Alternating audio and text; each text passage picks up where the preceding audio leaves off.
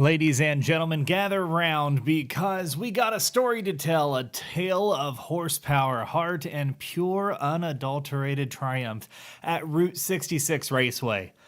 The 25th annual Gerber Collision and Glass NHRA Route 66 Nationals were presented by Peak, which was nothing short of a spectacle, and let me tell you, it was a weekend where legends are cemented, underdogs roared, and the air was thick with the smell of nitro. We're talking about a motorsport extravaganza headlined by the likes of Gaige Herrera, the unstoppable force that is on two wheels, the one and only Tony Stewart, a name that echoes across racing disciplines like Thunder, and Jack Beckman, who stole the show in the Peak Funny Car with a performance that'll be etched in the Joliet history books. Buckle up, because this monologue is about to take you on a wild ride through the highs, the dust storms, and the cool, crisp glory of a weekend that had it all. Let's start with a nod to Gaige Herrera, the pro stock motorcycle maestro who's been carving his name into NHRA record books with the precision of a surgeon. This guy's a back-to-back world champion, and at Route 66, he reminded us why. Gaige didn't just win, he dominated, sweeping the weekend with a victory in the Mission Too Fast, Too Tasty food challenge on Saturday, and then sealing the deal on Sunday with a 6.777 second pass at 198.90 mile an hour over his long rival Matt Smith. That 5 thou reaction time in the final, pure artistry. Gaige is out here making the impossible look routine, and with 2 wins in the first 3 races of 2025, plus the points lead, he's got his eyes set on yet another championship. The man's a humble warrior, but when he's on that Revzilla Mission Foods Vance and Hines Suzuki, he's untouchable. Route 66 is his playground, and he's never lost there. Let that sink in. Now, let's shift gears and talk about a man who needs no introduction. A legend who's been rewriting the script in every racing series he touches. Tony Stewart. Folks, if you thought Smoke was just a NASCAR icon or an IndyCar champion, think again. This man is a top-fueled titan, and in Route 66, he proved he's not just playing in the NHRA, he's here to dominate. Tony Stewart, in his Renai Dragster, he won the Gerber Nationals. He stormed into the top fuel points lead for the first time in his career. That's right, the first time. With a 3.777 second run at 329.10 mile an hour, he outdueled Justin Ashley, the driver that is perhaps the quickest on the Christmas tree, in the final round that had the crowd on their feet. This was Tony's second win in just 3 races, coming hot off his first ever back in Las Vegas a month ago.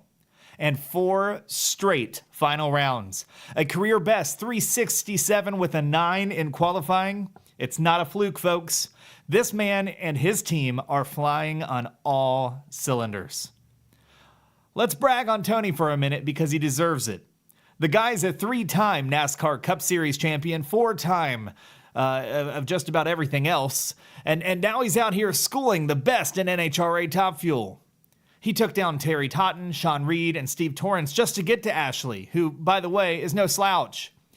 Justin's one of the best in the class with an 0.42 reaction time that would have buried most. But Tony, he answered with an 0.48 and ran him down like it was nothing. "You've got to believe we're real now," Tony said, and ain't that the truth? He's 3 points ahead of Sean Langdon, who's been on a tear the last couple of years, and with 14 races left, this team is building something special. Tony's not a contender, he's the man to beat. And the respect he's got from his competitors like Ashley just shows why NHRA is different. It's fierce, but it's family. Tony's out here living his dream, and we're all just lucky to witness it. Hold on though, because the second half of this story belongs to Fast Jack Beckman. Fast Jack, the funny car veteran who turned Route 66 into his personal victory lane in the 12,000 horsepower Peak Chevy. If you thought the weekend couldn't get any wilder, Jack said, "Hold my nitro," and delivered a performance that was equal parts grit, skill, and pure magic. Picture this. It's Sunday in Joliet and a dust storm rolls through the night before, threatening to derail the whole show. The air's gritty, the track's a challenge, but when the sky's clear and the temps drop, Beckman rose like a phoenix. He's in the final round against his John Force Racing teammate, reigning world champ Austin Prock, in an all-JFR showdown that had everyone buzzing. And what does Jack do? He pulls off a whole shot win for the ages, running 393 with a 5 at 325.77 to Prock's quicker 393 with a 3. That 049 reaction time, that's the difference. That's the stuff that these legends are made of. This one wasn't just another trophy for Jack. It was personal. Route 66 Raceway, back on NHRA's tour after a hiatus, is sacred ground to him. It's the headquarters for Peak, his main sponsor with 623 employees cheering him on. Jack hadn't raced in Chicago since 2019, and he thought those days were behind him. But here he is, at 37 wins and counting, proving he's still got it. Since stepping in for the legendary John Force last year, Jack's racked up 4 wins in 14 races, and this one, his second of 2025, put him second in the funny car point standings. He had to claw his way through Dave Richards, Chad Green, and Cruz Pedregon just to get to Prock, who's been a buzzsaw with 3 straight final appearances. But Jack, he was dialed in when it mattered the most, shaking off first-round losses from the last 2 events to remind everyone he's a former world champion for a reason. Let's talk about that final round, because it was a masterclass. Prock's no easy out. Jack called him 100th or 200th better than the rest of the field. And that's no exaggeration. Austin took down Bobby Bodie, Paul Lee, and defending event winner Matt Hagan just to get there to the end. But Jack's been around the block, and he knows how to keep his cool. I try to keep an even keel, he said, and you could feel the gratitude in his voice. Winning in Chicago at a track he never thought that he may race again, for a sponsor that really has his back. It's the kind of moment that gives you chills. And when the dust settles, literally and figuratively, the Route 66 Raceway was bathed in cool glow of a perfect racing night, with Jack Beckman standing tall as a funny car king in Joliet. So there you have it, a weekend of drag racing where Gaige Herrera kept his Route 66 undefeated streak alive, where Tony Stewart cemented his status as top fuel juggernaut, and where my friend Jack Beckman turned a dusty, chaotic day into a triumph for the ages. The Gerber Collision and Glass NHRA Route 66 Nationals, presented by Peak, wasn't just a race. It was a celebration of everything that makes drag racing special. From the roar of the engines to the heart of the competitors, Joliet delivered.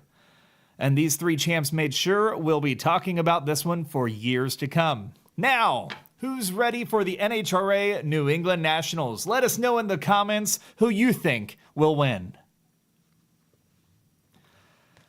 Well, if you tuned in a lot last week, you know that the NASCAR All-Star Race was a big deal to me and to our following. And all right, folks, strap in. I'm still buzzing from the 2025 All-Star Race. It just ended a few moments ago over in North Wilkesboro Speedway. And I'll tell you, it was a short track masterpiece that had my heart racing on nostalgia meter cranked to 11. The racing was pure, unfiltered NASCAR magic. Cars sliding, bumping, and battling on that historic 625 mile of 0.625 mile oval like it was the 1970s all over again. Christopher Bell's victory was the cherry on top, but the whole night was a love letter to short track racing. I've got a small bone to pick with that promoter's caution, but honestly, it's hard to stay grumpy when the show was this good. And I'm downright convinced we must get a points-paying race here to keep this vibe alive. Let us know in the comments what you think. And let's dive into this cleaned-up monologue and relive the thrill of North Wilkesboro. From the top of the green flag, the All-Star Race was a showcase of why short tracks are the soul of NASCAR. North Wilkesboro, resurrected from its long slumber, delivered a racing surface that demanded skill, guts, and strategy. Christopher Bell, that cool-headed Oklahoman in the number 20 Joe Gibbs Racing Toyota, was the man of the hour, outdueling 24 winner Joey Logano in a heart-pounding final 10 to 20 laps there at the end to claim his first All-Star Race victory. Bell's two-tire stop late in the race was a masterstroke, giving him the edge to chase down Logano and pocket $1 million. When asked if the no pit decision at the end was the right answer, Joey Logano's answer? Obviously, duh. This guy's already got 3 wins, referring to Christopher Bell in 2025, and the way he carved his way through the field at the end shows why he's honestly a championship contender. It was short track racing at its finest, with every lap a test of nerve and precision. The action behind Bell was just as electric. Logano, a short track sorcerer, led a high 139 laps and fought to the bitter end, finishing second, proving why he's a 3-time champ himself. Ross Chastain, Alex Bowman, and Chase Elliott rounded out the top 5, each bringing their own flavor to the fight. At the end, folks, it was really anyone's race. Chastain's relentless aggression, Bowman's steady hand, and Elliott's silky smooth lines. The top 10 was stacked with heavy hitters too, like William Byron, Tyler Reddick, Kyle Busch, Chase Briscoe, and Chris Buescher, all throwing punches on a track that doesn't give an inch. And how about a shout out to Carson Hocevar, the young gun who won the All-Star Open and charged from 21st to 11th in the main event. That kid's got stardust, and seeing him mix it up with the veterans was a jolt of excitement. What made this night so special was the nostalgia woven into every moment. North Wilkesboro, with its weathered grandstands and history, date back to 1947. It felt like a time capsule. The roar of the crowd, the scent of the burnt rubber, the sight of the cars going 3 wide into corners meant for 2. It took me back to my earliest memories of NASCAR when short tracks were the sport's backbone. Kyle Larson's charge from the rear after skipping heat races to qualify for the Indy 500 was a nod to old school racers who live for that grind. He was in the top 5 leading laps before a brush with the wall ended his night. That's North Wilkesboro. It rewards the bold but bites the careless. Every restart, every pass, every slide job was a reminder of why this place is so sacred. Now, I've got to touch on the promoter's caution at lap 217. It bunched the field for a late race sprint, which led to some thrilling moments. Bell's winning move came off that 2-tire stop while Logano, Blaney, Chastain, Hocevar, and even Harrison Burton stayed out. I'll admit, I'd rather see the race play out naturally, as short tracks like this don't need extra spice. The strategies were already unfolding, and the caution felt like a nudge when the show was already red hot. But in the grand scheme, it didn't dim the brilliance of the night. The racing was too good. The battles were too fierce, and for me to dwell on it, what I can't stop thinking about is how North Wilkesboro needs to be more than an all-star race. Do you think that we should be racing in North Wilkesboro 400 laps with 40 cars, a points race? We must do a points race here. The All-Star Race was a blast, but imagine the intensity of a Cup Series points battle on this track. Drivers fighting for playoff spots, championships on the line, every position a win above replacement. The fans packed the stands, the atmosphere was electric, and the racing was world-class. A points race would elevate this place to its rightful spot as a crown jewel, honoring its legacy while giving today's stars a chance to etch their names alongside legends like Petty and Pearson. NASCAR's listening, right? Make it happen. All in all, North Wilkesboro delivered a night that left me thrilled, nostalgic, and hungry for more. Bell's triumph, Hocevar's breakout, the short track chaos, it was everything that I love about this sport.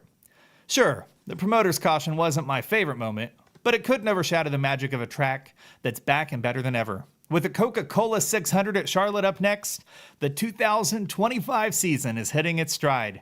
But my heart's still in North Wilkesboro, dreaming of the day we see a points race light up that hallowed ground. Let me know if you're with me. Well, folks, today was a little unusual. I bet if you tune in every night, you didn't expect to see old AJ on the late lap, did you? But sometimes we're going to surprise you. We're going to have a little fun. And tonight was one of those nights.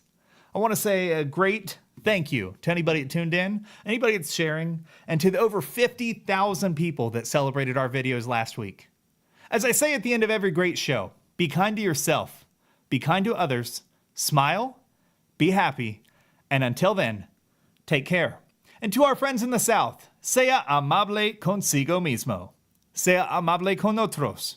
Sonría, sea feliz. Hasta entonces, cuídese. Good night.